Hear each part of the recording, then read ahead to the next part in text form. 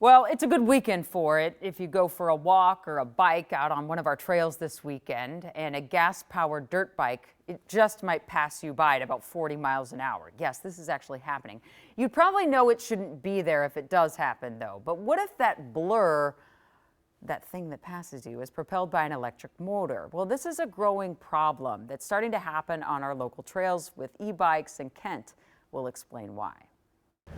If you plan to make tracks on a Minnesota trail this spring, know that e-bikes are everywhere, and most aren't going anywhere. I've been arguing for these things for a very long time. They're a lot of fun. I'm in my 50s now. I get to ride with younger people still. These things are fantastic. It would not go if you don't pedal. But Jason Tufte, president of Minnesota Off-Road Cyclists, which maintains 17 trails across the Twin Cities metro, also has to admit some not quite e-bikes are ruining the fun. The performance difference is what is the real problem. You know, this is only 250 watts. The law will allow up to 750 watts, and most of these e-motos are probably over 1,000. E-motos aren't easily defined, but they are beyond all three classes of e-bikes the state allows on its trails. So the bikes we're talking about don't have pedals. They're more like a dirt bike that doesn't have pedals. They have foot pegs. Kyle Sabota is Shakopee's senior city planner and a high school mountain bike coach that pushed for these signs banning the bikes on city trails. It's an issue that a lot of trails are seeing. But trying to police that issue has also spurred confusion around e-bikes themselves. The throttle is right here and operates pretty much the same as a gas pedal or a motorcycle throttle. Tyler Walters works at Pedigo Electric Bikes in Eden Prairie. Everything that we sell off our floor is a Class 2 bike legally. Class 2 e-bikes, which do have a throttle but also have pedals, are limited to speeds of 20 miles per hour. And Minnesota allows them on state trails along with similar Class 3 bikes, which can max out at 28 miles per hour. We have some of our models that we can reprogram to be a Class 3, but it's not something we do often. You know, 20 miles per hour feels a lot faster when you're on a bike than in a car. Class 1 is what I have here today.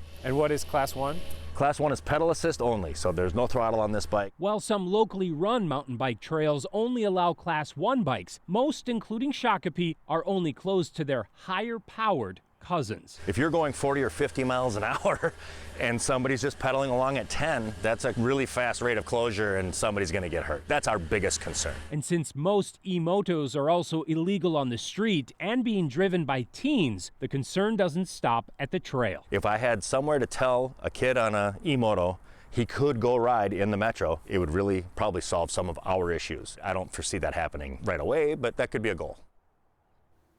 Of course, today, years old when I hear of an e-moto. Thank you, Kent. Part of the concern just comes down to what they were talking about at the end, age. Minnesota law doesn't allow anybody under the age of 15 to operate any electric assist bike, whether they're allowed on trails or not. So something we'll keep on.